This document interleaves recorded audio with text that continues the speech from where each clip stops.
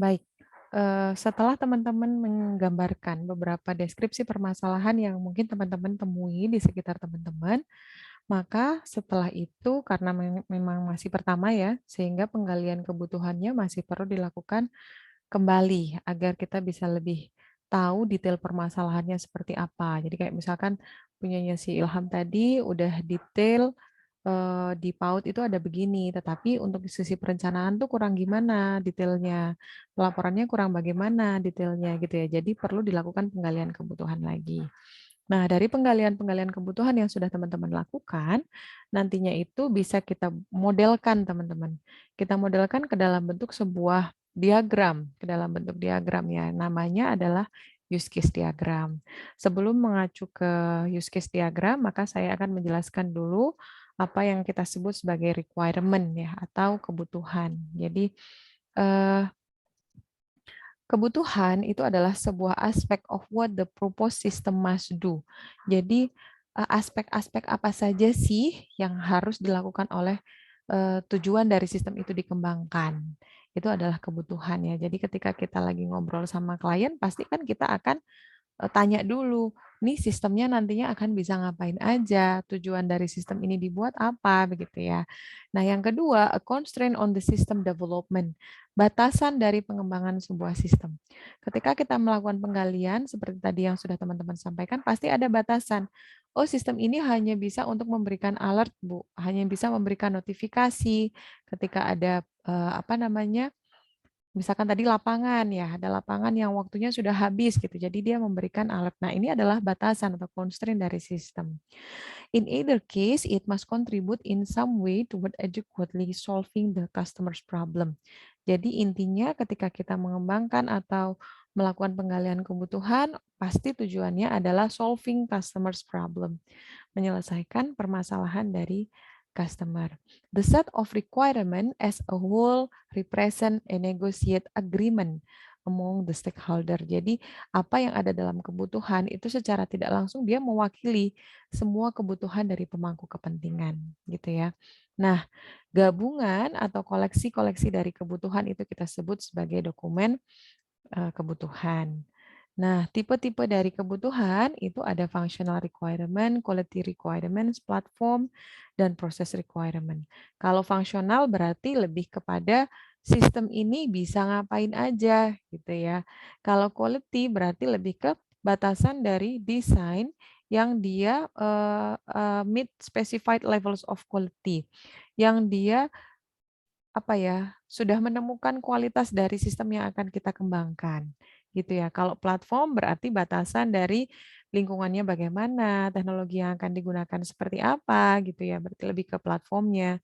Sedangkan kalau proses requirement, dia lebih kepada batasan dari project plan-nya dan pengembangan metode-metode pengembangan yang digunakan. Nah, sekarang saya akan jelasin dulu functional requirement. Kalau functional requirement, tadi kita ngobrolin tentang apa-apa saja yang bisa dikerjakan oleh sistem ya.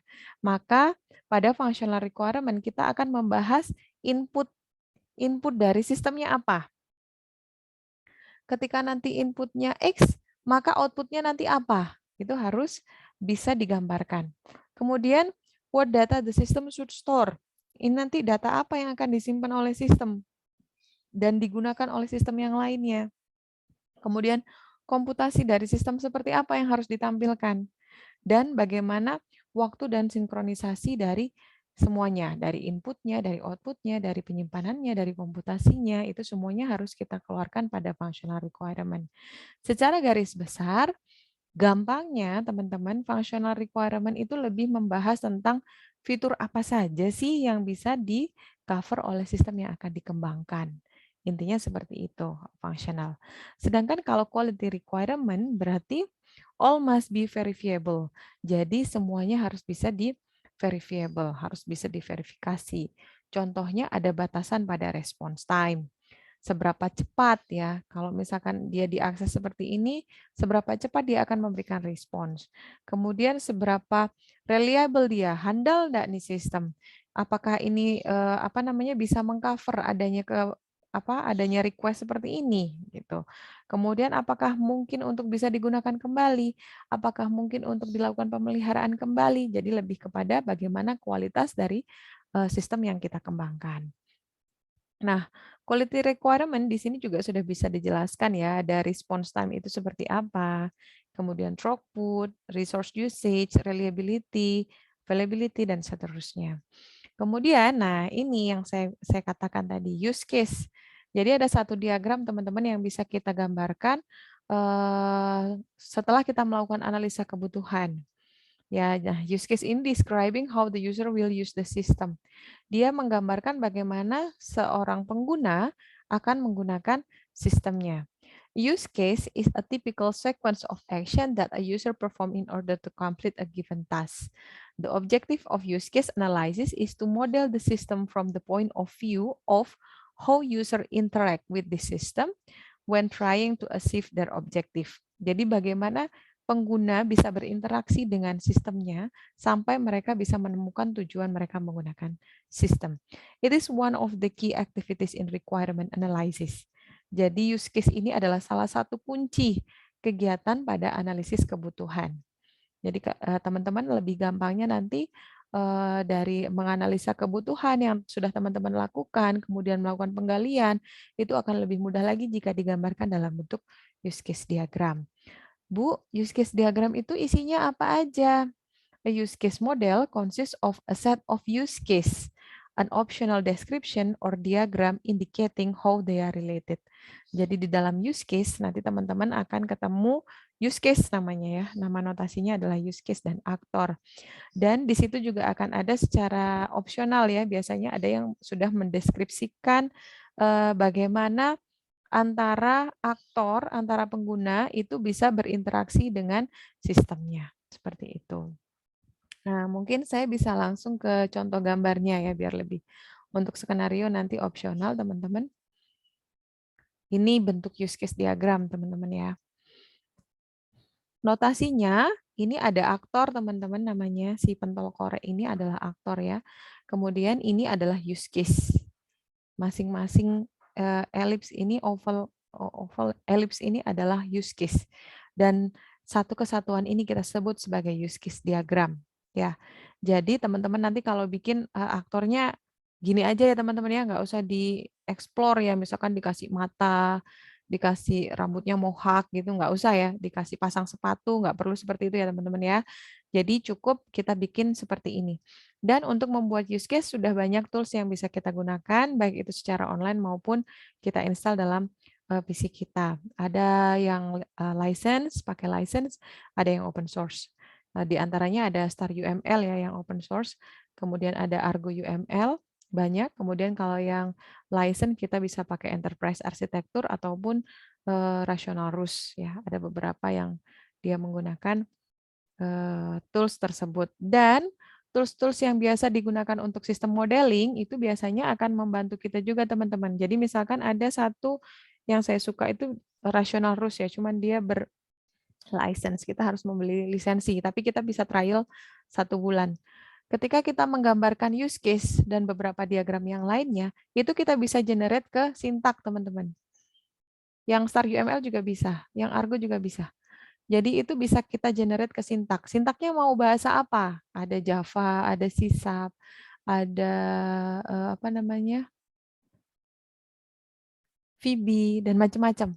Nah, itu keunggulan-keunggulan kita ketika kita sudah bisa menggambarkan kebutuhan menggunakan tools. Jadi akan lebih mudah sekali. Baik, saya lanjutkan pada use case diagram. Di sini yang harus teman-teman lakukan adalah menentukan aktornya terlebih dahulu. Jadi dari sistem yang akan teman-teman buat, itu kira-kira siapa saja stakeholder-nya, siapa saja pemangku kepentingannya, siapa saja yang nantinya akan memanfaatkan sistem yang teman-teman buat. Nah, ketika sudah ketemu, maka teman-teman bisa mendeskripsikan aktornya siapa aja.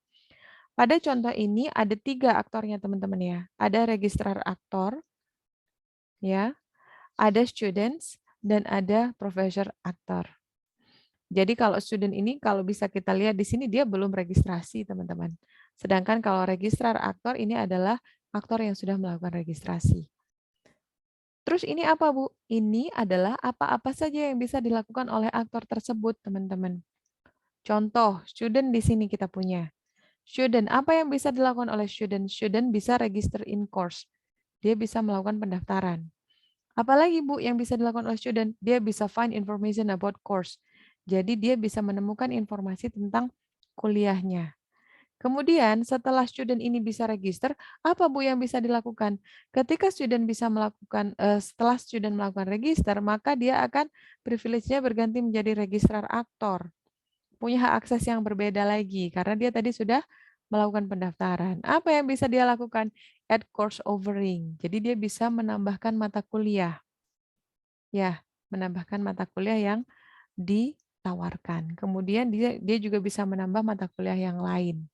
Jadi suatu contoh misalkan teman-teman tadi KRS ya, ada yang mau bikinin KRS nih. Pertama dia harus daftar dulu, nama NIM dimasukin, tapi kemudian dia cuma bisa menemukan informasi tentang mata kuliahnya apa aja. Tapi setelah dia register ternyata dia bisa menambahkan, misalkan nih di semester 5 apa aja yang ditawarin. Ini. Terus ternyata ada mata kuliah semester 7 yang masih bisa ditawarkan dan diambil, maka itu bisa diambil juga. Sehingga dia akan membuat dua use case yang berbeda. Kemudian di sini juga ada profesor aktor. Apa yang bisa dilakukan oleh profesor? Profesor itu ternyata dia bisa menemukan informasi tentang course dan juga memberikan nilai dari mata kuliah yang sudah diambil oleh students.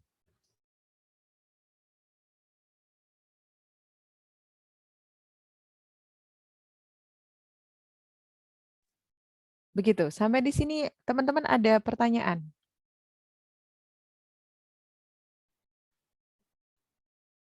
Baik, Silakan, contoh Bu. lainnya di sini ada satu use case.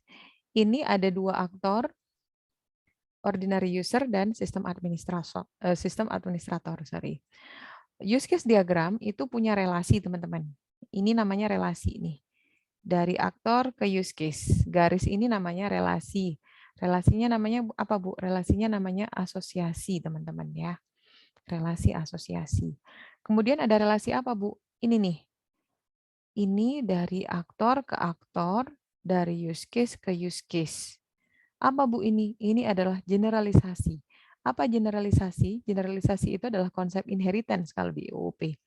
Konsep pewarisan, teman-teman ya.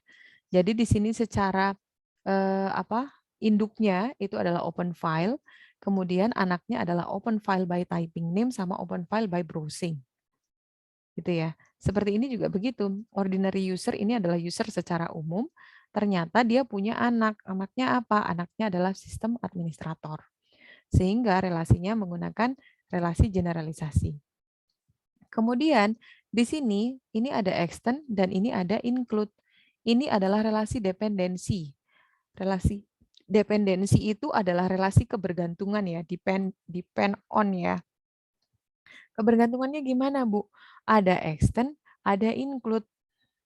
Kalau extend ini gampang ya, teman-teman. Kalau extend ini sifatnya sunnah, teman-teman. Sedangkan kalau include ini sifatnya wajib. Misalnya gimana? Misalnya ketika dilakukan buka file melalui browsing, maka yuk kita harus browse dulu filenya. Kalau kita nggak browse filenya bisa nggak? Nggak bisa. Maka use case ini baru bisa terlaksana ketika use case ini sudah terpenuhi. Sedangkan extend di sini karena sifatnya sunnah, jadi di sini disampaikan ketika dia membuka sebuah file dengan mengetikkan namanya, di sini ada kondisi attempt to open file that doesn't exist. Ada kemungkinan muncul file yang tidak ada, tidak sesuai namanya. Ada kemungkinan seperti itu, sehingga ini opsional. Suatu contoh lagi saya ambil. Teman-teman pernah ke perpustakaan ya? Nggak pernah, saya yakin ya. Kalau teman-teman ke perpustakaan pinjem buku, itu kan kalau pengembaliannya terlambat, pasti teman-teman kena denda. Ya. Nah, ketika saya bisa membuatkan satu use case di sini use case mahasiswa, kemudian di sini ada use case pengembalian, saya bisa menambahkan satu use case namanya denda. Nah, use case denda ke use case pengembalian itu sifatnya extend. Kenapa? Karena tidak semua pengembalian harus membayar denda. Denda hanya dibayarkan bagi teman-teman yang melakukan pengembalian jatuh tempo, telat dari waktu pengembalian, sehingga denda itu berlaku. Paham ya? Jadi nanti kalau ada satu use case pengembalian dengan use case denda, maka sifatnya adalah extend. Tetapi ketika misalkan teman-teman melakukan pendaftaran seminar proposal, ya, melakukan pendaftaran seminar proposal. Nah, pendaftaran seminar proposal ini harus di-approve oleh admin terlebih dahulu untuk dicek, diverifikasi kelengkapan berkas dan sebagainya. Karena harus, maka ketika teman-teman di sini adalah mahasiswa, kemudian ada satu use case pendaftaran sempro, maka kita bisa membuat satu use case approval yang dia sifatnya include. Artinya apa? Teman-teman bisa melakukan pendaftaran sempro setelah di-approve oleh admin. Kalau belum ada approval gimana, Bu? Ya nggak bisa daftar gitu. Jadi intinya dependensi di sini dikatakan include adalah use case ini bisa berjalan ketika use case yang lainnya sudah terpenuhi. Dikatakan dia extend, use case ini bisa tetap berjalan walaupun use case yang ini tidak terpenuhi. Sampai di sini paham, teman-teman? Setelah teman-teman nanti membuat use case diagram, teman-teman bisa membuat yang namanya use case skenario, ya, atau use case description. Bentuknya seperti ini, teman-teman. Jadi bentuknya adalah kolom, tabel, sorry. Tabel terdiri dari 2 kolom ya. Di sini ada nama use case-nya.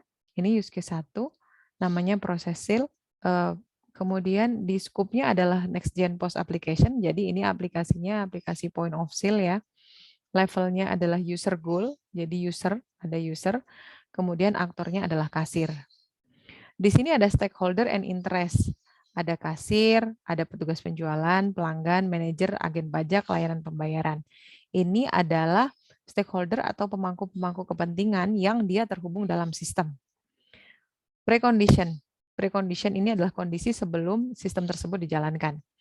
Kasir dikenali dan diotorisasi, berarti ada pendaftaran kasir. Kasirnya bisa login. Ya, sukses garantinya, transaksi penjualan telah diterima, pajak dihitung tepat, data accounting di-update, komisi tersimpan, bukti transaksi tercetak, persetujuan pembayaran tersimpan. Contohnya. Nah, untuk main sukses skenario-nya, jadi pertama itu ini kita akan menggambarkan langkah-langkahnya apa aja sih ketika seorang kasir ini sedang melakukan transaksi penjualan. Yang pertama, pelanggan datang ke pos dengan barang-barang yang ingin dibeli. Jadi habis kita dari Indomart gitu ya atau Alfamart kita udah ambil barang-barangnya, kemudian kita datang ke kasir. Nah, kasir memulai transaksi baru, memasukkan item yang dibeli, merekam, menampilkan total, kasir menginformasikan total bayar, pelanggan membayar, sistem merekam transaksi, sistem menampilkan bukti transaksi, pelanggan pergi membawa barang-barang dan bukti transaksi. Ini skenarionya, main skenario. Kemudian ada alternatif skenario. Alternatif skenario itu gimana? Alternatif skenario itu misalkan sini seperti ini. Adminnya enggak ada. Akhirnya manajernya mengambil alih tugas kasir kapan saja. Sehingga dia akan menjalankan mode manager gitu ya. Berarti nanti waktu bikin use case-nya ada kasir, ada manajer ya. Yang alternatif yang berikutnya sistemnya gagal. Sistemnya gagal. Apa yang kemudian dilakukan? Kasir restart sistem. Minta kembali ke kondisi terakhir. Gitu ya. Jadi dilakukan lagi. Nah, di sini kan ada nih nomor 3. Kasir memasukkan item-item yang dibeli. Ketika kasir memasukkan item-item yang dibeli, ada beberapa kemungkinan teman-teman. Yang pertama, itemnya tidak terdeteksi. Yang kedua, pelanggan membeli beberapa item dengan kode yang sama. Ini alternate skenario. Jadi harus dituliskan kemungkinan-kemungkinan yang terjadi dari main success skenario yang sudah dibuat di sebelumnya. Pada 36A, ya, pelanggan membatalkan pembelian beberapa item yang terjadi ya. Jadi di sini ketika kasir sudah memasukkan item yang dibeli, kemudian sudah merecord, ternyata ada kemungkinan bahwa pelanggan bilang, "Mbak, itu kok mahal, nggak jadi ya." Ada yang seperti itu. Ada yang juga yang membatalkan seluruh transaksi. Dan ada kemungkinan kasir menunda transaksi. Jadi intinya pada alternate skenario, ini semua skenario yang mungkin terjadi ketika main success skenario-nya tidak dilakukan, itu dituliskan di sini. Paham sampai di sini teman-teman?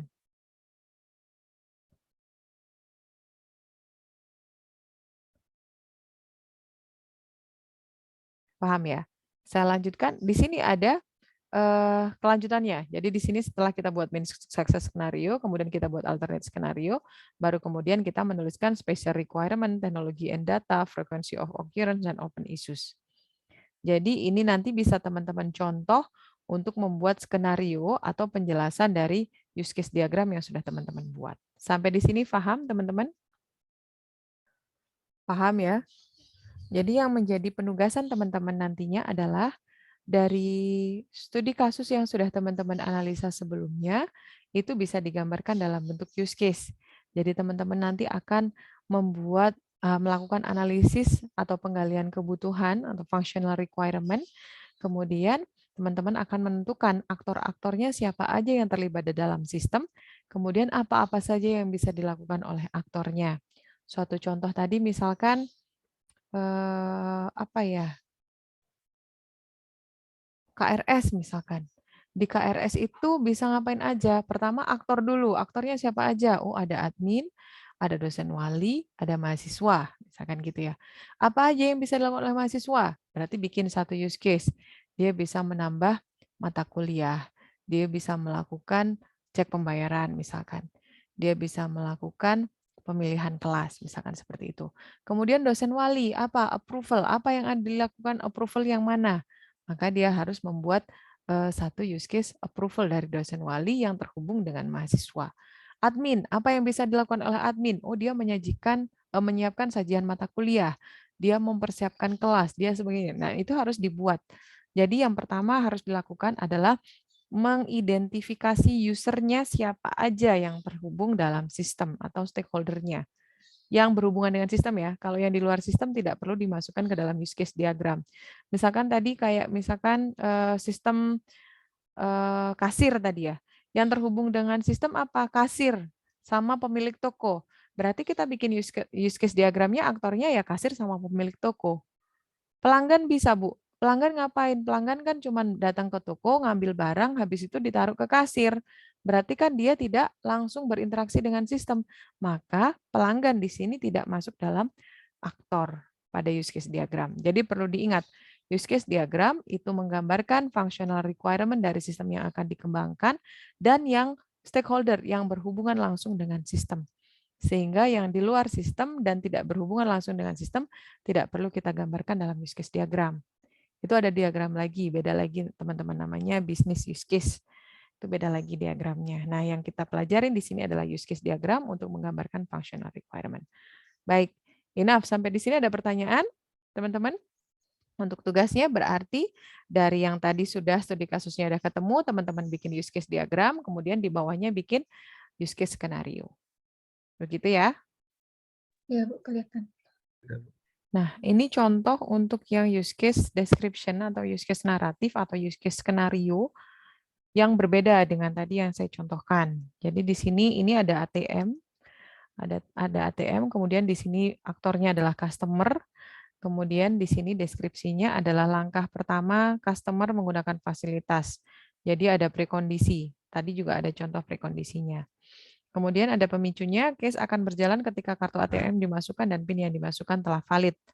Nah, di sini ada aktivitasnya kayak tadi ya. Kalau tadi kan dibuatnya kan rata ya 1 2 3 4 5 6 langsung. Kalau di sini dia membagi menjadi aktor action dan sistem respon. Jadi dibagi. Ketika misalkan aktivitas yang pertama memasukkan kartu ATM pada mesin ATM. Aktivitas yang keduanya sistem akan merespon dengan menampilkan form pengisian nomor PIN. Yang berikutnya aktor action. Aktornya siapa tadi? Aktornya adalah customer ya. Dia akan memasukkan nomor PIN rahasia, kemudian sistem responnya akan memvalidasi PIN-nya, otorisasi. Kalau PIN valid, dia akan menampilkan menu utama. Dibikinkan seperti ini. Jadi satu use case itu satu use case skenario, teman-teman ya. Satu use case skenario. Jadi kalau semisal ada 10 use case 10 use case 10 use case pada satu use case diagram, berarti kita juga harus membuatnya adalah 10 use case skenario. Begitu, teman-teman.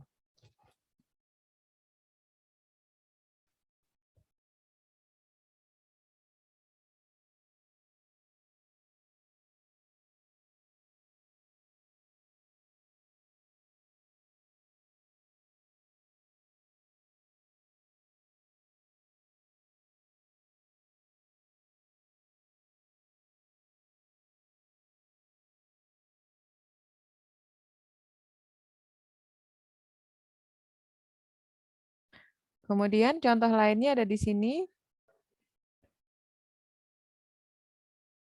Nah, ini nanti mungkin saya share ya. Tapi mohon maaf, untuk use case-nya mohon untuk tidak dicontoh teman-teman ya. Ini salah. Ya, ini salah. Jadi kalau misalkan teman-teman di ATM itu kan sebenarnya teman-teman bisa melakukan penarikan, bisa store tunai, ya. Kemudian bisa pembayaran dan seterusnya ya. Itu langsung teman-teman, kita sebagai customer itu langsung ke use case-nya. Jadi enggak pakai include, enggak pakai extend. Gitu, enggak pakai relasi dependensi. Ini salah di sini.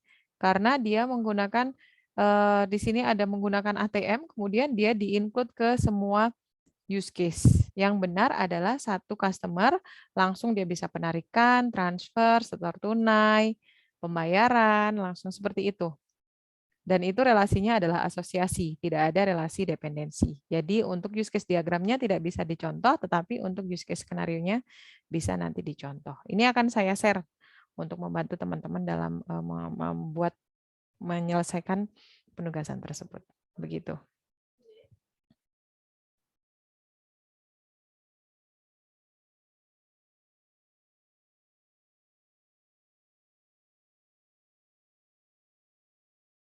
Mohon maaf Bu, mau tanya.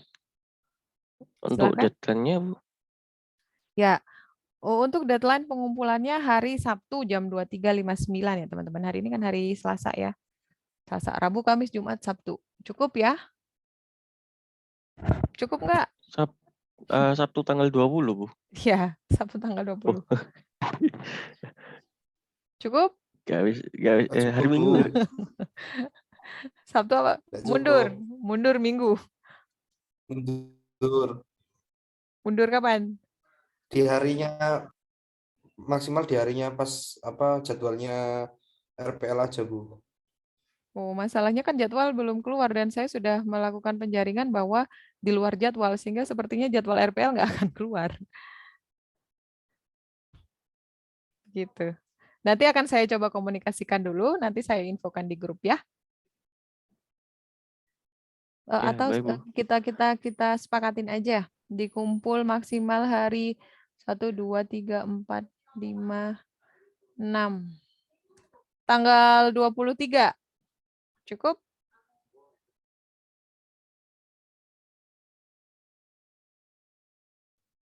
Tanggal 23.